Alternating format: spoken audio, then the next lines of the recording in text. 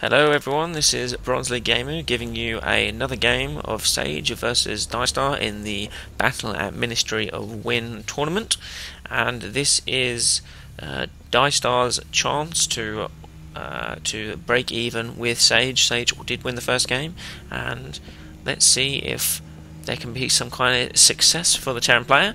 But to be honest, like I said before, I am still rooting for Sage because I want a Protoss player at least to make it into the next game. Now, the number of Protoss players that were in this tournament overall was 12. There were 6 Terrans and 14 Zerg, so Terrans are in the minority at the moment. But things may change in the future because with the Heart of the Swarm update, well, I say things may change. A lot of Protoss players are unhappy with the unit production, the units that they have been given, and it doesn't really change up the game that much. Whereas the Zerg have a much larger variety. The upgrade for the Ultralisk make Ultralisk more viable. The upgrade for the upgrade to the Hydralisk makes Hydralisk more viable, and then you've got the Viper, and then you've got the what are those ground units called? I can't remember what they're called now. I've forgotten. Anyway, those units that burrow underground and produce a locust. Swarm host. Aha, that's what it is. Swarm host. So, yeah, anyway, I guess you're here either because you're interested in watching the full tournament that I am casting, or I don't know if I'm going to cast the full tournament, but I am going to cast as many of these games as possible, and then if you're not doing that, then you'll come here to either see Sage or DieStar, so you're interested in seeing, well, what this game is, which is a PvT. So, anyway, I am still waiting for something to happen, I suppose, which is why I'm rambling on a little bit. And we've got standard openings from both players, basically the same as you saw last time, but Sage did manage to get through with his probe. But the probe is going to die very, very shortly, and he is going to go have one last scan through the base. He's going to see one gas down, so he is going to expect a tech lab to be produced, and probably more marauders to be produced as well. So I don't know if DieStar is going to go for a similar build as before. He may do that because generally players, or at least I like to think that players like to a Reaper? Okay. I forget that Reapers exist because people so infrequently use Reapers in game that I just that I don't tend to see it happen. But he is going to do some Reaper harass, and then he's going to open up the command center as well.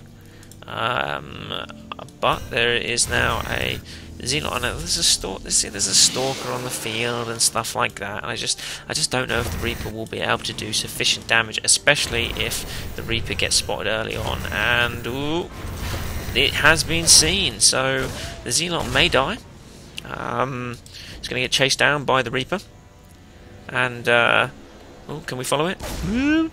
The Zealot is going in now with the Stalker.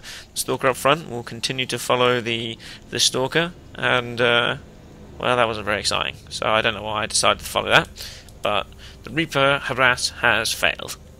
It has not done anything interesting, and that is because, well, you have a Stalker.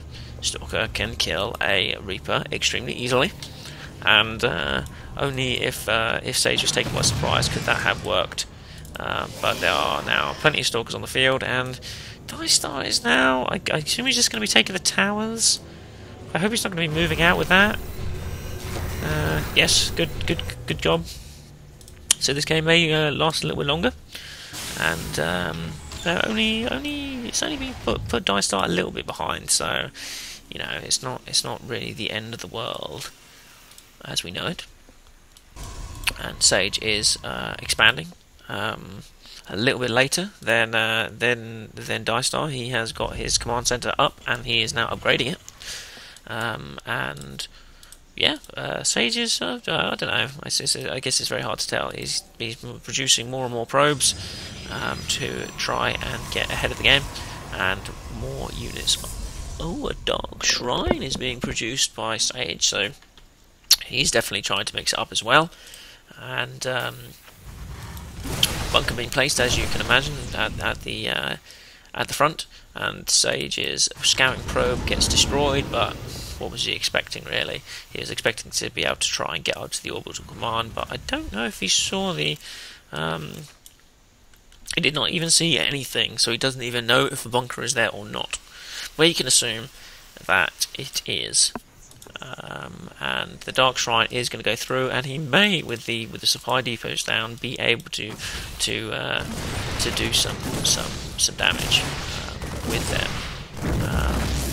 But we have to wait for Sage to produce his pylon, and he's put it there, and he ran it all the way around the edge so that this marine which is guarding that area won't actually get to spot that pylon or the probe unless he goes and has a look around. But he's not gonna think that's gonna happen. So there's already a pylon here anyway, so it's not really a big deal.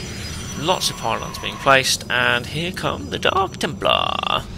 I think that this area is a little bit closer, I would have thought, but another pylon being produced, and that is brought to DieStar's attention that potentially something might happen, which is why he is putting 2 bunkers down.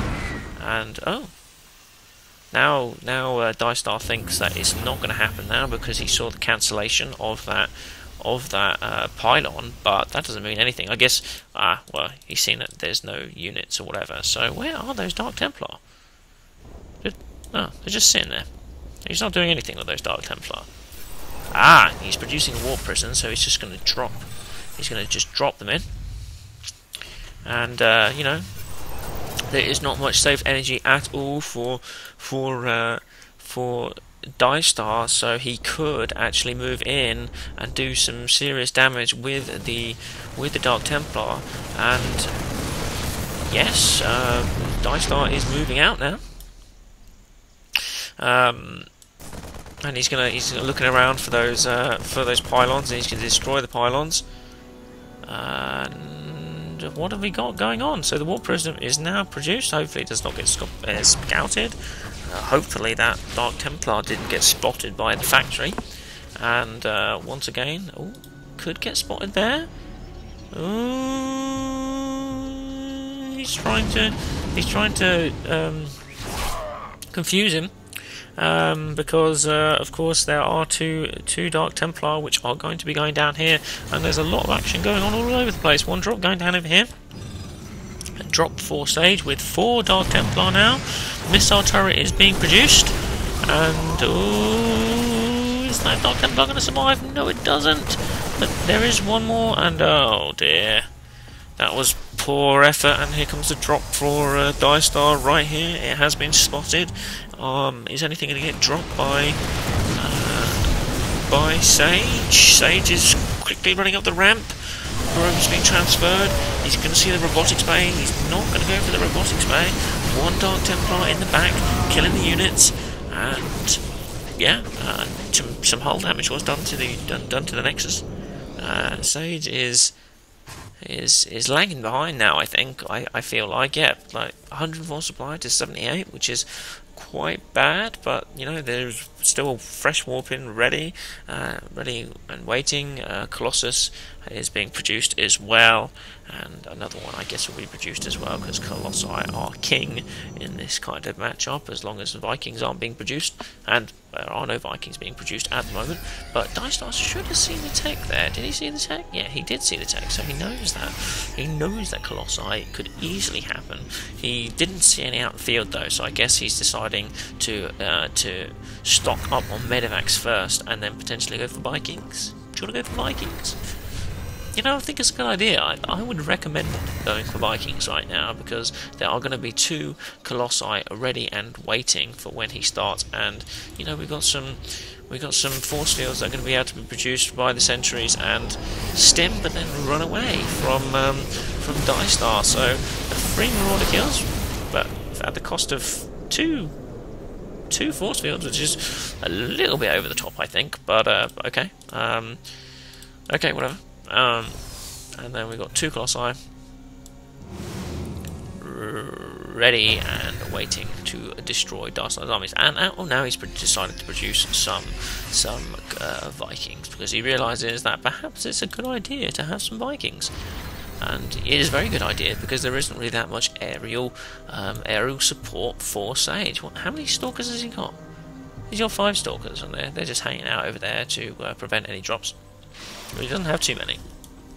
And now there's going to be some backup of Immortals as well, just in case, I guess, if the Colossi do get destroyed, because he's anticipating some bad news to happen to these Colossi. And I really like this following thing. One thing I did want to check is the APM of Sage, and well, his average is 221, so that's pretty good. And you know, the APMs of both are pretty decent. And the units lost one, I'll have a look at that, is relatively even as well. And we've got a Dark Templar drop over here, and it's going to survive. But I guess there isn't too much threat on for DieStar, because there is a missile turret there to prevent damage being done to the third one. So what is the plan? Psionic Storm. So Sage is pulling out all the weaponry. Oh, and I think that was the factory that just went down, I would imagine. And here comes a massive push from DieStar, with Sage just hanging out at his base, because, well, I guess he is. I don't know if he's ahead of the game. 64 probes to 61, and you know the supplies are relatively even, so I guess he's just quite happy. Gonna get a couple of Viking kills, and then blink away to save those Stalkers' lives. So 1 Viking kill, which is okay. But there are only two Colossi. Now Sage will, DieStar will probably think that he's got more Colossi than he does, just because he did try and go for those Vikings. But we're gonna see. Oh, Storm is not ready yet, but it's fine. The Colossi is doing a lot. Are doing a lot of damage, and the Colossi should go down. There he goes. But it looks like Sage is pulling way ahead. And let's just follow these units now, and watch them get chased down by Sage. And I'm really liking this, liking this following thing. I learned this shortcut today, and I thought, yep, I'm going to use it, and boy, have I used it. And you know, well, the resource collection rate from the two is relatively even right now, and I've broken free from the Stalking. And the Marauders are going in to tank some of the damage, but it seemed like an inopportune place to actually put it. And PSCV is being brought off the line as well, and supply massively climbing for DieStar. This is going to be it. Oh, what I could have done is I could have used this. But it's too late. It's too late. I'll have to. I learned that shortcut as well, and yeah. Anyway.